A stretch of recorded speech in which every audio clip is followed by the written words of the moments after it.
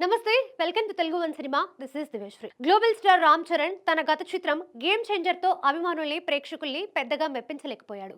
దీంతో ఉప్పెన ఫేమ్ బుచ్చిబాబు దర్శకత్వంలో చేస్తున్న మూవీతో ఈసారి బ్లాక్ బస్టర్ అందుకోవాలనే పట్టుదలతో ఉన్నాడు. ప్రస్తుతం చిత్రీకరణ దశలో ఉన్న ఈ మూవీపై మెగా అభిమానుల్లో భారీ అంచనాలే ఉన్నాయి. RC16 అనే వర్కింగ్ టైటిల్ తో తెరకెక్కుతున్న ఈ మూవీ స్పోర్ట్స్ బ్యాక్ డ్రాప్ లో రూపొందుతున్న విషయం తెలిసింది. ఈ నేపథ్యంలో పలు ఆటలు తెర మీదికి వచ్చాయి. కానీ ఈ మూవీకి ఫోటోగ్రఫీ అందిస్తున్న రత్నవేలు చేసిన ట్వీట్ తో క్రికెట్ నేపథ్యం అనే విషయం అర్థమవుతుంది. రీసెంట్ గా సినీ సర్కిల్స్ లో వినిపిస్తున్న కథనాల ప్రకారం క్రికెట్ మాత్రమే కాకుండా కబడ్డీ, కుస్తీతో పాటు మరికొన్ని ఆటలు ఉండబోతున్నట్లుగా తెలుస్తుంది. ఇన్ని ఆటలు ఎందుకుంటాయనే సందేహం రావచ్చు.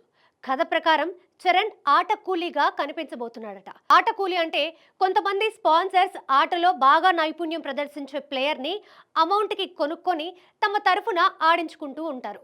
ప్రస్తుతం రన్నింగ్ లో ఉన్న ఐపీఎల్ నే ఇందుకు ఉదాహరణ.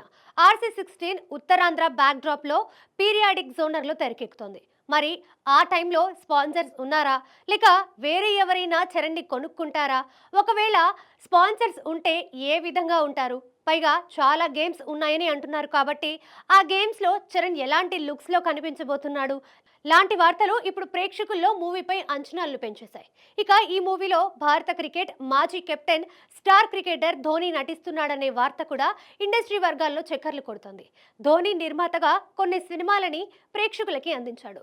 చరణ్, ధోని కూడా మంచి ఫ్రెండ్స్ కాబట్టి RC16లో ధోని నటించడం ఖాయమని అందరూ అనుకున్నారు.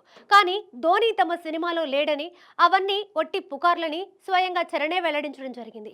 అగ్ర నిర్మాణ సంస్థ మైత్రి మూవీ మేకర్స్ పాన్ ఇండియా లెవెల్లో నిర్మిస్తున్న RC16లో జాన్వి హీరోయిన్ గా చేస్తుండగా AR రెహమాన్ సంగీతాన్ని అందిస్తున్నాడు. పాన్ ఇండియా నటీనటులు భాగస్వామ్యం కానున్నారు.